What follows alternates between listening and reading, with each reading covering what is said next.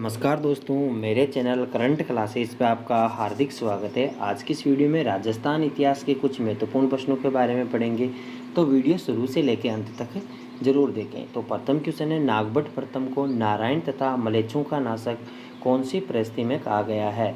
तो नागभट्ट प्रथम को किन किन नामों से जाना जाता है? नारायण तथा मलेच्छों का नाशक। ये कौन सी परिस्थिति में मिलता है? ये मिलता है ग्वालियर परिस्थिति में। अगला क्वेश्चन है, आधुनिक राजस्थान के निर्माता कौन माने जाते हैं? तो आधुनिक राजस्थान के निर्माता है वो मोहनलाल सुखाड़िया माने जाते हैं। अगला क्वेश्चन, आई छतरपुर का वर्तमान नाम क्या है? तो आई छतरपुर का वर्तमान नाम नागौर है। अगला क्वेश्चन, जॉर्ज थॉमस द्वारा सन 1800 में राजस्थान के लिए क्या नाम दिया गया? तो जॉर्ज थॉमस द्वारा सन 1800 में राजपुताना नाम दिया गया। अगला क्वेश्चन, स्वतंत्रता के समय राजस्थान में कितने ठिकाने व देसी रियासतें थी? तो स्वतंत्रता के समय राजस्थान में 19 देसी रियासतें और 3 ठिकाने थे। 3 ठिकाने कौन कौन से थे? निमराना, कुशलगढ़ और लावा। अगला क्वेश्चन, मध्ययुगीन राजस्थान के सामाजिक आर्थिक जीवन के संदर्भ में पंचकुल का क्या तात्पर्य है? तो मध्ययुगीन राजस्थान में पंचकुल का तात्पर्य है ग्रामीण परिषद। अगला क्वेश्चन, सर्वहितकारिणी सभा द्वारा राजस्थान का भागीरथ किसे कहा जाता है? तो सर्वहितकारिणी सभा द्वारा राजस्थान का भागीरथ है वो गंगा सिंह को कहा गया।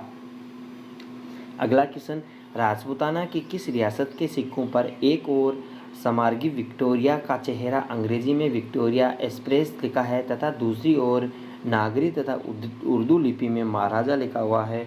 तो बीकानेर के सिक्कों पर यह लिखा हुआ मिलता है। अगला क्वेश्चन, चित्तौड़ के दूसरे साके के समय वहाँ का शासक कौन था? तो चित्तौड़गढ़ के दूसरे साके के समय आपको पता है वहाँ का शासक कौन था? विक्रमादित्य वहाँ का शासक था। अगला क्वेश्चन, चित्तौड़ के दूसरे साके के समय जिस रानी ने जौहर का नेतृत्व किया कौन थी? तो चित्तौड़गढ़ के दूसरे साके के समय कर्मावती ने वहाँ पे जौहर का नेतृत्व किया। अगला क्वेश्चन, चित्तौड़गढ़ के दूसरे साके में केसरिया का नेतृत्व किसने किया? तो बाघ सिंह ने केसरिया का नेतृत्व किया था। अगला क्वेश्चन, चित्तौड़ का तीसरा शाखा कब हुआ? तो 1568 को चित्तौड़गढ़ का तीसरा शाखा हुआ था। कब हुआ था? 1568 को। और 1567 में राणा उदय सिंह के शासनकाल में अकबर के समय आक्रमण हुआ था, जिसमें जयमल व फतह के नेतृत्व में चित्तौड़ की सेना ने मुगल सेना का जमकर मुकाबला किया और स्त्रियों ने जौहर किया। फूल कुंवर की अगुवाई में 23 फरवरी 1568 को जौहर में केवल राजपूत महिलाएं बल्कि जनसाधारण की स्त्रियां भी बच्चे भी शामिल थे, इसीलिए इसे जन जौहर भी कहते हैं। चित्तौड़गढ़ के तीसरे साके को जन जौहर के नाम से भी जाना जाता है।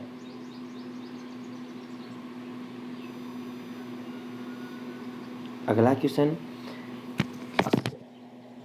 अकबर ने जयमल व फतह की गजारुद मूर्तियां कहाँ बनवाई? तो आगरा के किले में अकबर ने जयमल व फतह की गजारुद मूर्तियां बनवाई। चित्तौड़ के तीसरे साके में जौहर का नेतृत्व किसने किया? तो अभी बताया, फूल कंवर ने इसका नेतृत्व किया था। 1303 में चित्तौड़गढ़ के किले पर अलाउद्दीन खिलजी के आक्रमण के समय कौन सा इतिहासकार उनके साथ था? तो अमीर खुसरो उनके साथ था। अलाउद्दीन के दरबार में अमीर खुसरो तथा हसन निजामी जैसे उच्च कोटि के विद्वान रहते थे। 32 खंभों की छतरी का निर्माण किसने करवाया? तो 32 खंभों की छतरी कहाँ पे स्थित है? ये मांडलगढ़ भीलवाड़ा में स्थित है और इसका निर्माण है वो हमीर देव ने करवाया था।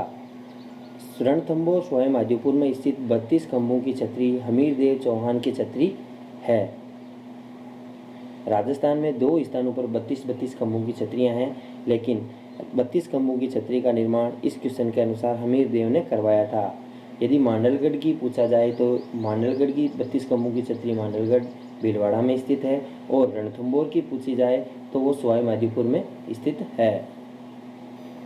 अगला क्वेश्चन, रानी कर्मावती ने लाल पत्थर की अधूरी छतरी कहाँ बनवाई? तो रानी कर्मावती ने रणथंभौर में लाल पत्थर की अधूरी छतरी बनवाई। भारत में सर्वाधिक विदेशी आक्रमण किस किले पर हुए?